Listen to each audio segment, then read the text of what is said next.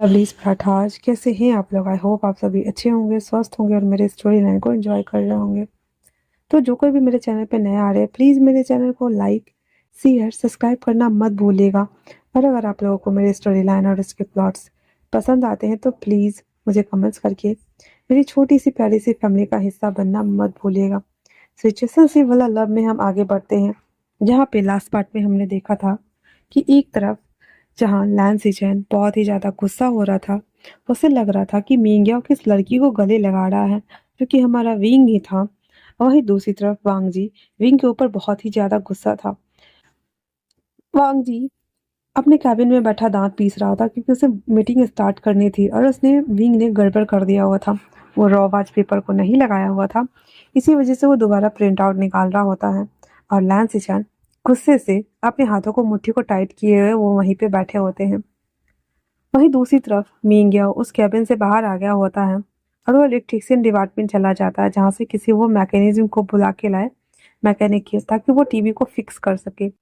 Mingyao उस TV mechanic को लेकर आता है और उसे फिक्स करना स्टार्ट करता है। अभी सारे लोग आए नहीं थे, इसलिए कोई रस नहीं था। वो धीरे धीरे करके जल्दी जल्दी फिक्स कर देता है और मिंग्याओ उस मैकेनिक को छोड़ने के लिए बाहर चला आता है। वहीं दूसरी तरफ विंग गुस्से में दांत पीसते हुए कहता है, अपने आप को बड़ा साधु संत समझ के रखा है। हाँ, लड़कियों के साथ रंगरलियां मनाते रहता है कैबिन में और मुझ पे चिल्ला रहा है मैंने सही से नहीं किया।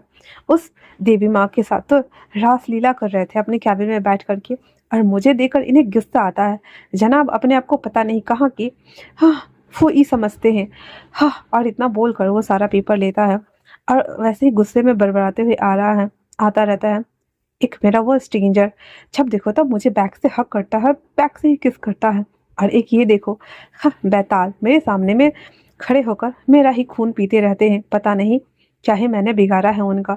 और वो सभी चीजें को बोलते हुए देख के चल रहा होता है। उसे डोर ओपन करना था लेकिन वो डोर ओपन करना भूल गया था और सीधे सीधे जाकर शीशे से टन लगता है और वो अपना सर पकड़ते ही नीचे बैठ जाता है।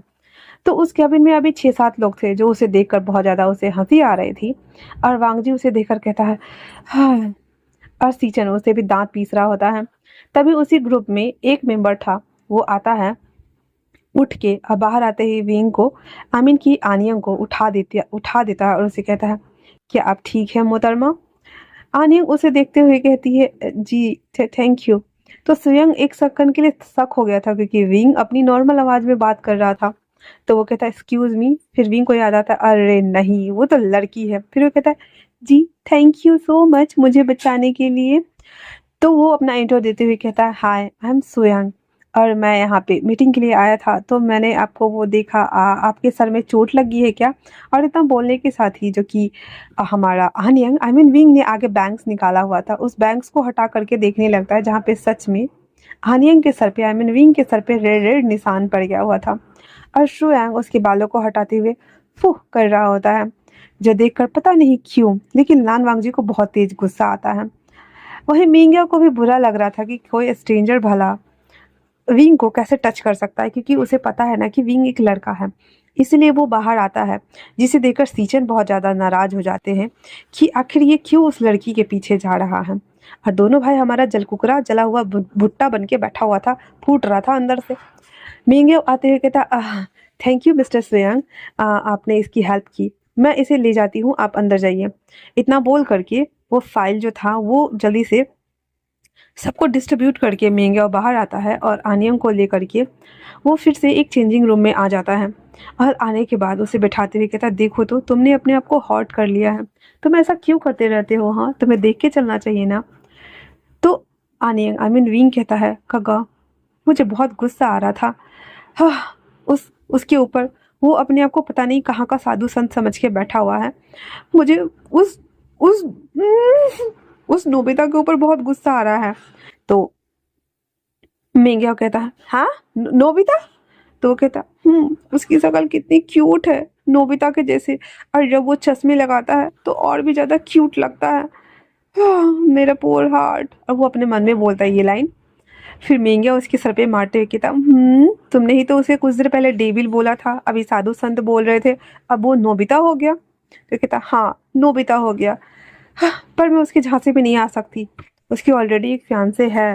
तो मिंग्या कहता है वो तो है, चलो कोई ना। फिर उसके ऊपर ना वो हल्का हल्का ऑइंटमेंट लगाना, अप्लाई करना शुरू कर देता है।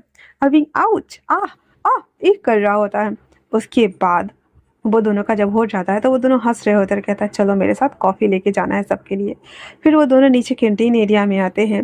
विंग जो कि टाइट ड्रेस पहना हुआ था, वन पीस उसने पूरा, और उसके बालों को तो सबने बाल की खान निकाली हुई थी, तो वो पीछे से ना बहुत ही ज़्यादा, मतलब कह सकते अट्रैक्टिव लग रहा था। उसका बॉडी का शेप ना बहुत ज़्यादा अट्रैक्टिव लग रहा था। तो एक लड़का आता है और वो काउंटर बार के पास आने वाला होता है, तो उसके बैक पे ना ऐसे हाथ फिराते हुए आगे बढ़ जाता है और कॉफ़ी ऑर्डर करता है, जिस वजह से विंग ना पहले तो छिहुल जाता है और फिर से उसे घूर कर देखता है। तो मिंग्या उसे पूछता है क्या हुआ है विंग तुम्हें? तो विंग कहता आह गगा, उसने बैक बैक पे हाथ लगाया था। मिंग्या कहता है अच्छा, इसे मैं अभी बताती हूँ। और इतना बोल करके वो उसको कहता है तुम्हारी हिम्मत कैसे हुई हाँ इसे हाथ लगाने की? और वो उसके साथ झगड़ा करना स्टार्ट कर देता है। वहीं दूसरी तरफ जहाँ पे वांग जी और सीचन कैबिन में बैठे हुए थे और कॉफ़ी आने का वेट कर रहे होते हैं, और साथ में उन दोनों मोहतरमाओं का आने का, तभी एक स्टाफ भागकर आता है और भागकर आते ही कहता है सर इमरजेंसी है। फिर लैंस चेन इशारा करते हैं यहाँ आओ। तो वो भागकर आता है, कहता है सर आपके सेक्रेटरी, और फिर वांग जी की तरफ देखते हुए कहता आपके सेक्रेटरी दोनों दोनों फाइट कर रहे हैं कैफेटेरिया में। इतना सुनना ही था कि सुयांग, वांग जी और सीचन तीनों वहाँ से भागते हैं सबको एक्सक्यूज मी करते हुए। जब वो तीनों वहाँ आते हैं तो वहाँ का नज़ारा देखकर तीनों दंग थे, क्योंकि मिंग्या उस लड़का के छाती पे बैठा हुआ उसका बाल नोच रहा था, और जो हमारा विंग वो लड़की था ना, तो वन पीस पहना हुआ था, तो अपना सैंडल उतारकर उसको मार रहा होता है। ये देखकर तो सुयांग ऐसे करके हंसना शुरू कर देता है। वही वांग जी का तो खून खौल गया था और सीचन का तो भयंकर खून खौला था भाई साहब। वहां आते ही वांग जी और सीचन दोनों एक साथ चिल्लाते हुए कहता यहाँ क्या हो रहा है? पर वो दोनों उसकी बात सुन नहीं रहे थे, और वांग जी दोबारा से सियांग जो कि सैंडल उठाया हुआ था आनियंग मारने के लिए उसको, तो उसके हाथों को खींचते हुए कहता है आनियंग ये क्या कर रही हो तुम? बिहेव मत, बोलो कि तुम मेरी सेक्रेटरी हो, तुम्हें मेरी इज्जत की कोई पड़ी नहीं है। हाँ ये सब करना बंद करो और इसे पहनो, नीचे रखो। आनियंग कहती है नहीं छोड़ो मुझे, इसकी हिम्मत कैसे हुई, मैं इसे मार डालूंगी, जान से मार डालूंगी। वही मिंग्या कहता हाँ हाँ छोड़ना मत, हम तो इसको उड़ा हुआ मुर्गा बना के छोड़ेंगे, इसको फ्राई करेंगे और खा जाएंगे रात को, वो भी दारू के साथ में। तो आनियंग कहती हाँ हाँ सही कहा गगा, मैं भी आपके साथ हूँ। सीचन जब उसके मुंह से गगा सुनता है तब जाकर उसे थोड़ा सा अच्छा लग रहा था, पर उसे अभी बहुत गुस्सा आ रहा था, इसलिए वो चिल्लाते हुए कहता है मिंग्याओ यहाँ आओ। पर वो नहीं सुन रहा था। सीजन आगे बढ़ता है और मिंग्याओ के शर्ट से पकड़ते के बैग से खींचते हुए पीछे ले आता है, और वो आदमी को मार मार के इसने फुला दिया था, बेचारा सूज गया था। ऐसा लग रहा था जैसे कि बहुत बड़ी मधुमक्खी के छत्ते से खूब सारी मधुमक्खी आई हो और उसको काट पीट के सुझा दिया हो, बेचारा हमारा वो आदमी। उसके बाद कुछ लोग मिलकर उसे उठाते हैं, और वहीं वांग जी और सीचन दोनों उन दोनों को घूर कर देखते हुए कहता है आखिर यहाँ क्या हुआ था? मेगा कहता है इसने इसने पहले ये हरकत की थी इसलिए हमने मारा।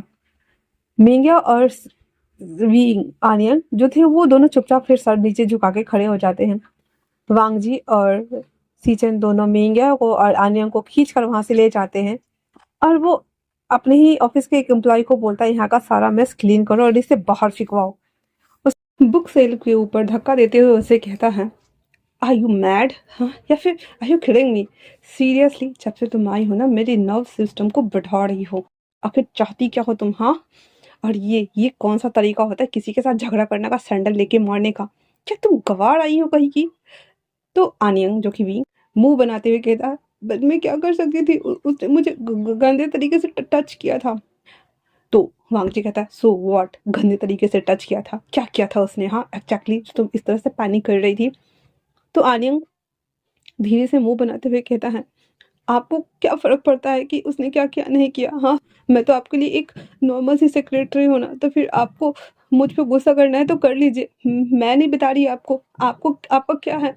आपके पास तो ऑलरेडी आपके फैंसे हैं और भी बहुत सारे सुंदर सुंदर लड़की और लड़कियां होंगी ना। अमीरों को कैसा लगता है, उनके पास तो पैसे होते हैं और वो वन नाइट स्टैंड करने के लिए, टू नाइट स्टैंड करने के लिए या थ्री नाइट स्टैंड करने के लिए किसी को भी हायर कर सकते हैं।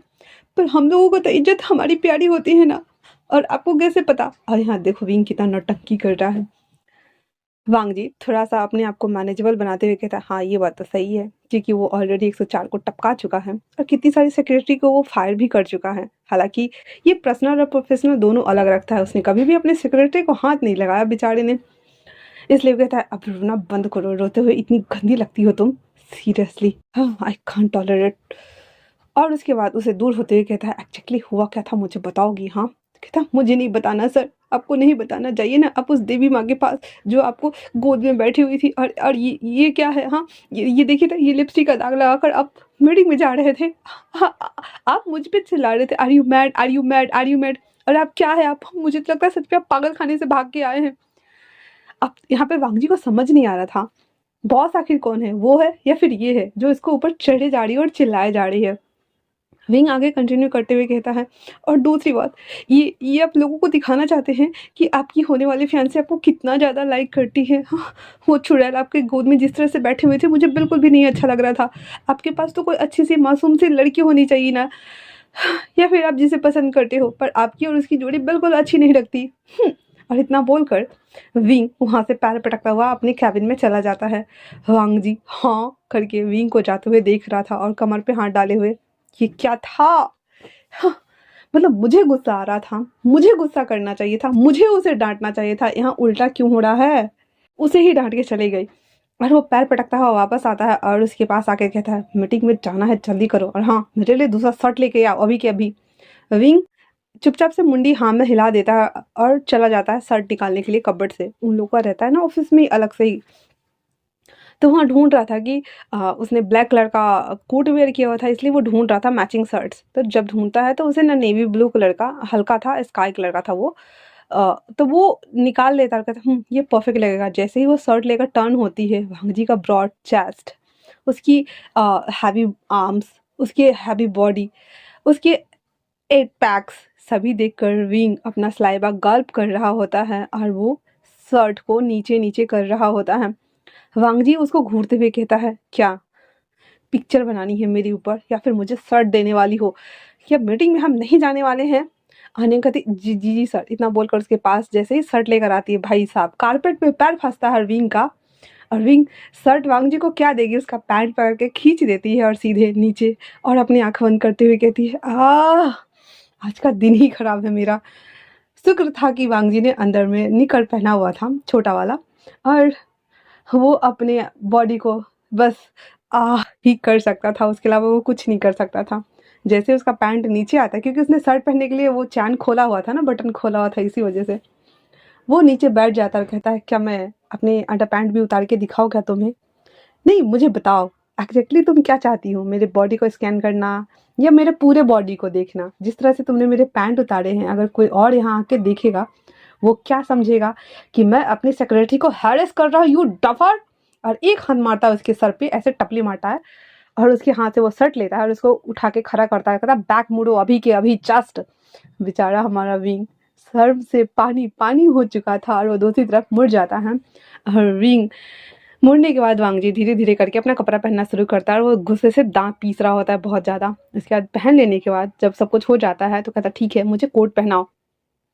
और वो अपने शर्ट्स को ऐसे बटन्स को लगा रहा होता है हाथ के बाजू का। विंग पलटता है तो वो तब तक शर्ट और पैंट ही कर चुका था। विंग जल्दी से कोट लेता है और वांग जी को पहनाना स्टार्ट करता है। उसके बाद कहता है, "फ़ाइल लो और चलो मेरे साथ अभी के अभी, वरना तुम्हारी खैर नहीं। और क्या चाहती हो कि मैं तुम्हें रस्टिकेट कर दूँ? सीरियसली तुमने मेरे नर्व्स को बढ़ा दिया है। अगर ये मीटिंग फ़ेल हुआ तो मैं तुम्हें जान से मार डालूँगा या फिर मैं यहाँ से बाहर फेंक दूँगा, याद रखना तुम।" इतना बोलकर वांग जी गुस्से से दाँत पीसता वहाँ से चला जाता है। उसके जाते ही विंग कहता, "मम्मी! यार मैंने ये क्या गड़बड़ कर दी? मेरे साथ ये सब क्यों होना था? लीसू, I will kill you, I will kill you my hand. मैं मार डालूँगा तुम्हें, मुझे कहाँ फँसा दिया यार।"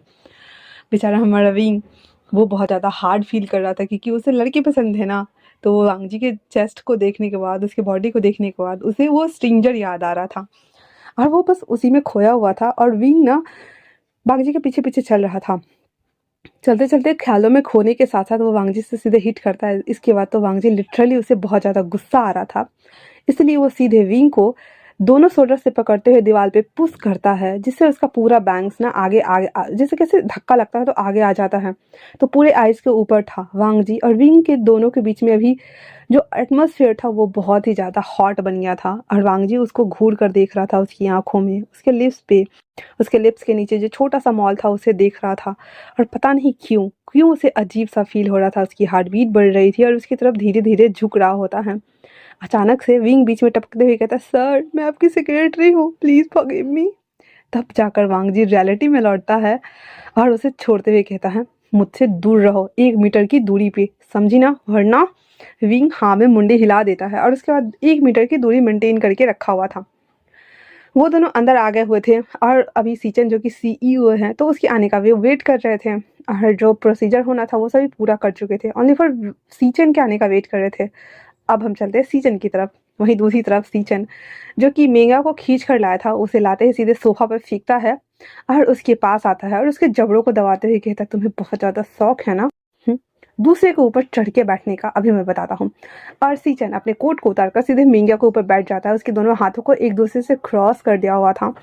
एंड देन उसको क्रॉस करने के साथ ही उसकी आंखों की तरफ झुकते हुए उससे कहता है, अब कैसा लग रहा है? हाँ, बहुत ज़्यादा उड़ते रहते हो तुम, मुझे पता है, मुझे अच्छे से पता है कि तुम मुझे लाइक करते हो, क्योंकि जिस तरह से तुम मुझे देखते हो, अब मैं नहीं चाहता कि मेरे अलावा किसी और को तुम देखो। मेंगा हाँ करके उसको देख रहा होता है। सीचन कहता है, भूलो मत, मैं यहाँ का सीईओ हूँ, तुम्हें क्या लगता है? हाँ, मुझे कुछ पता नहीं होगा। और आज वो तुम क्या क्या वो तुम दोनों सच में भाई बहन हो? तो मेंगा झूठ मूठ का बोल देता है कि हाँ, हम लोग कजन्स, ब्रदर एंड सिस्टर हैं। सीचन को थोड़ा अच्छा लग रहा था, फिर उसको धमकाते हुए कहता है, और उसके ऊपर चढ़ के बैठ के उसको मारने की क्या जरूरत थी? हाँ, आइंदा से किसी के साथ तुम बॉडी टच भी किए ना या आसपास भी भटके ना तो मार डालूंगा तुम्हें। बाकी लोगों से तुम 1 मीटर के डिस्टेंस बनाकर रखोगे, समझे ना? यहाँ तक कि हानियंग से भी। हानियंग मेरे भाई की सिक्योरिटी है, अगर तुम दोनों अपनी नौकरी नहीं खोना चाहते हो तो बात याद रखना। मिंग मैं आऊँ कह देता है, जी जी सर। सीचन उसकी तरफ झुकते हुए उसके लोअर लिप्स को ऐसे खींचते हुए बाइट कर लेता है और कहता है, चलो जल्दी से मेरे साथ। मिंग को तो कुछ समझ ही नहीं आ रहा था। मिंग अभी भी उसी शॉकिंग स्टेज में अपने दोनों पैर को ऐसे हवा में लटकाए हुए था और हाथों को ना ऐसे एक हवा में था और एक से सोफा पकड़ा हुआ था। सीचन जब अपना कोट वेयर कर रहे होते तो देखता है कि मिंगाओ खड़ा ही नहीं हो रहा, तो उसकी तरफ पलटते हुए गुस्से वाले लहजे में कहता है, क्या तुम्हारे लिए मैं पालकी मंगवाऊं या फिर कोई कार या फिर कोई लिफ्ट जो तुम्हें वहां तक लेके जाएगी? फिर आप इतना बोलना हुआ ऐसे कि मिंगाओ उठ के खड़ा हो जाता है, कहता, जी जी सर, मैं चल रहा हूँ। और इतना बोलने के साथ ही वो जैसे ही उठने वाला होता है कि बेचारे की पैर दोबारा से कारपेट में अभी इसकी फंसती है और वो सीचन को लेकर गिर जाता है। सीचन का तो कुछ नहीं, लेकिन मिंग्याओ की हार्ट बीट ठक ठक ठक ठक ठक ठक ठक ठक हो रही थी और उन दोनों के नोज एक दूसरे से ऐसे टच हुए थे। सीचन और मिंग्याओ एक दूसरे के आंखों में खोए हुए थे। तभी सीचन उसको फ्लिप ऑन करते हुए कहता है, क्या इस मोमेंट पे किस करना चाहिए? तो क्या मैं तुम्हें किस कर सकता हूँ? मिंग्याओ बेचारा ना हाँ बोल रहा था ना हूँ बोल रहा था। सीचन उसकी तरफ बढ़ता है, तभी मिंग्याओ कहता है, मीटिंग। सीचन का मूड का कबारा हो चुका था, इसलिए वो उठ जाता है और कहता है, फॉलो मी। और इतना बोल करके वो वहां से निकल जाता है। वहां आने के बाद देखता है कि सभी लोग बैठे हुए हैं, तो सीचन भी बैठ जाता है। मिंगियो के लिप्स पे बाइट मार्क लगा हुआ था, इसलिए उसने अभी ठीक किया भी नहीं था, तो आके वो विंग के बगल में खड़ा हो जाता है। मीटिंग स्टार्ट होती है और सभी लोग अपना अपना जो कुछ भी पोर्टफोलियो वगैरह था वो सब करना स्टार्ट कर दिया हुआ था।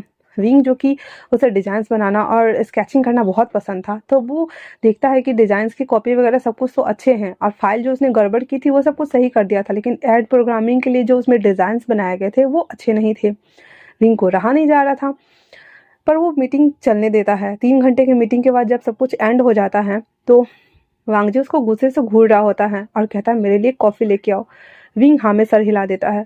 वहाँ से सीचेन और वांगजी दोनों कैबिन में चले जाते हैं अपने अपने।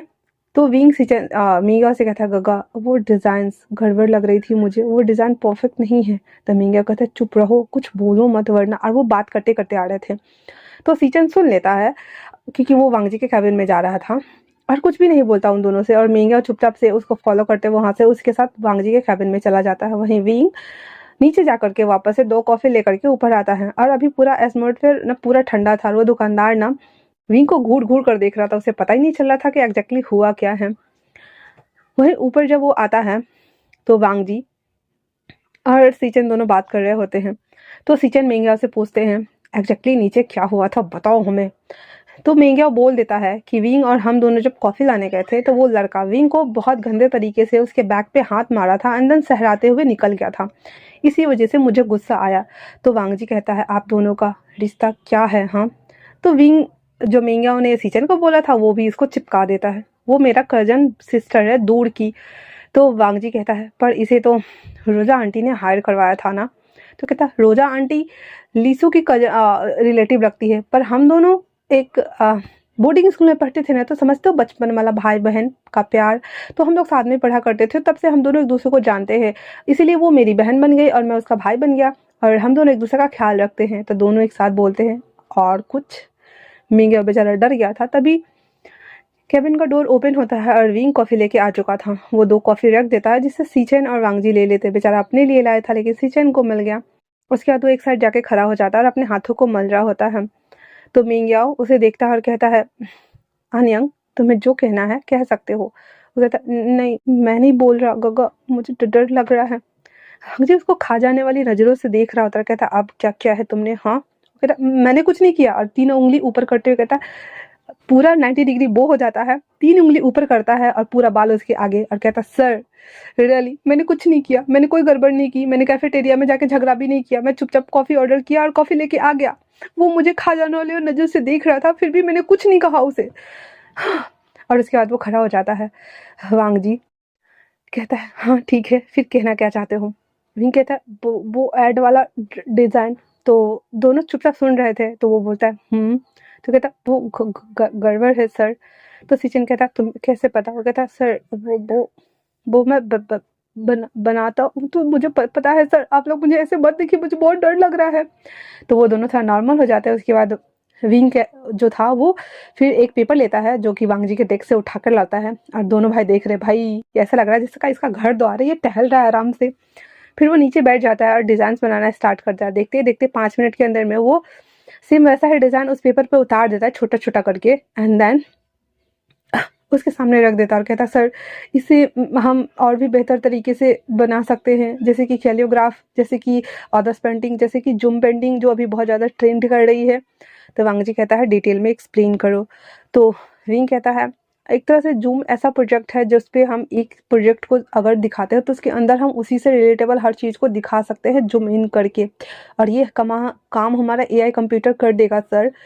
तो वांग जी को वो डिटेल में समझाते हुए कहता है मान लीजिए कि अगर हमें चिप्स या कुरकुरे के ऐड को दिखाना है तो उसके ऊपर हमें 2-3 आदमी और खाते हुए लोगों को दिखाना होगा, तो उस पर जूम जब किया जाएगा तो उस कुरकुरे के ऊपर एक छोटा सा डिज़ाइन बना होगा। जब उस पर क्लिक किया जाएगा तो देखा जाएगा कि लोग किस तरह से चिप्स को या कुरकुरे को या कोल्ड ड्रिंक को एंजॉय करके पी रहे हैं। फिर इसके ढक्कन पे जब हम जूम करेंगे ना सर, तो वहाँ पे हमें दिखाया जाएगा कि ये कितना ठंडा होता है और कितना मसालेदार होता है। फिर जब उसके अगले प्रोडक्ट पे हम जूम करेंगे तो हमें ये पता चलेगा प्रोसीजर कि कैसे वो चिप्स तैयार होता है कंपनियों में और कैसे वो पैकेट में भरा जाता है सर। विंग का इंटेलिजेंसी देखकर वांग जी और सिचन भाई साहब इम्प्रेस्ड हुए थे। हाँ, वांग जी अपने मन में कहता है ये देखने में एकदम बहन जी टाइप है और मेरी सेक्रेटरी बनने लायक तो बिल्कुल परफेक्ट है और साथ में इंटेलिजेंट भी है। और वो इसको डबल लुक दिए देख रहा होता है। सीचन भी उसको देखकर समझ गए थे। तो वो कहता है वांग जी क्या सोच रहे हो? तो वांग जी कहता है गगा वही जो आप सोच रहे हैं। फिर वो दोनों भाई एक दूसरे को देखते हुए कहता है तो फिर ठीक है, इस ऐड को तुम ही कंप्लीट कर दो तो तुम्हारा जॉब परमानेंट हो जाएगा। विंग भाई साहब एक्साइटेड वो खड़ा होता है और सीधे वापस से, जो कि वो लोग कॉफ़ी पी रहे थे और वो टेबल के पास खड़ा था, सीधे 90 डिग्री बो करता है, जिस वजह से वो दोनों की कॉफ़ी मुंह से बाहर आने वाली थी लेकिन फिर भी वो अपने मुंह में ही रखते हैं। और विंग हमारा कहता thank you sir, thank you so much, thank you sir, और सुबह के इंसिडेंट्स के लिए मुझे माफ़ कर दीजिए, मैं नहीं बता सकता कि मेरे साथ क्या हुआ था। I am really sorry sir. अब हालांकि उन दोनों को पता ही था, इसलिए बेचारा गर्म कॉफ़ी को दोनों निगलता है और कहता ठीक है साइड हो जाओ। उसके बाद विंग साइड हो जाता है और वो मिंग्या को देखता। मिंग्या के चेहरे पे स्माइल थी और वो ऐसे थम्स अप का इशारा कर रहा था, जो सीचन और वांगजी दोनों घूर घूर कर देख रहे होते हैं। फिर सीचन जो कि मिंग्या को देख रहा था, तो मिंग्या ऑकवर्ड सा स्माइल देते हुए कहता है सर। फिर वो शांत हो जाता है। उसके बाद वो दोनों बाहर आ जाते हैं। बाहर आने के बाद मिंग्या आनियन को गले लगा लेता है और कहता है हाँ कंग्रेचुलेसन, तुम परमानेंट फिक्स हो गए। फिर कहता है गगा आपके साथ क्या हुआ? तो मिंग्या कहता है हाँ कुछ नहीं हुआ, क्योंकि वो बता नहीं सकता था कि उसके साथ क्या हुआ था। वो कहता है कुछ नहीं, बस थोड़ी सी डांट पड़ी। तो फिर वो बोलता है कि तुम्हारे साथ क्या हुआ? मिंग भी नहीं बता सकता था कि वही चिल्लाया था वांग जी के ऊपर, इसलिए वो कहता गगा कुछ भी नहीं हुआ था, हम बस लड़ रहे थे थोड़ा सा बस। तो वो दोनों फिर हंसने लगते क्योंकि दोनों को पता है कि दोनों ने क्या कांड किया है। उसके बाद कहते चलो कोई ना, अपने अपने डेस्क पे जाते हैं हम। वहीं अंदर वांग जी और सीचन दोनों बैठे हुए थे और काफ़ी इंजॉय कर रहे होते हैं। तो वांग जी कहता है गगा आपको नहीं लगता कि ये प्रोजेक्ट सही रहेगा जो इसने अभी आनियंग ने बताया हमें? तो कहता वैसे भी रोजा आंटी ने इसे हायर किया है तो हम इस पर ट्रस्ट कर सकते हैं, ऊपर से ये मिंग्याओ का सिस्टर भी है, मतलब कजन सिस्टर है, तो ठीक है ना, हमारी कंपनी के लिए प्रॉफिटेबल होने वाला है। वैसे भी तुम्हें एक सिक्योरिटी चाहिए था ना कि बीट वार्मर, तो मेरे ख्याल से तुम्हारे लिए सिक्योरिटी सही है। थोड़ी भोंदू है, बहन जी टाइप्स है, और तुम्हारे सारे काम भी कर देगी और तुम उसे डरा के भी रख सकते हो। वांग जी कहता है यस गग्गा आपने सही कहा, और वो मुझ पे लट्टू भी नहीं होगी, क्योंकि जिस तरह से आज वो चिल्ला रही थी ना, तो वो उसे लग रहा था। और अपने मन में कहता वो तो दादी माँ बनने का ट्राई करती है, मुझे हिदायत देती रहती है, तो पक्का वो मुझ में इंटरेस्टेड तो बिल्कुल भी नहीं लग रही थी। इसलिए वो कहता है जी गग्गा अब मैं इसे ही अपनी सेक्रेटरी रख लेता हूँ। वहीं वांग जी बाहर आकर उस प्रोजेक्ट के ऊपर काम करना स्टार्ट कर चुका था। तो आज के लिए इतना ही। कैसा लगा आप लोगों को ये पार्ट मुझे कमेंट्स करके ज़रूर बताना। तब तक के लिए थैंक्स फॉर वॉचिंग।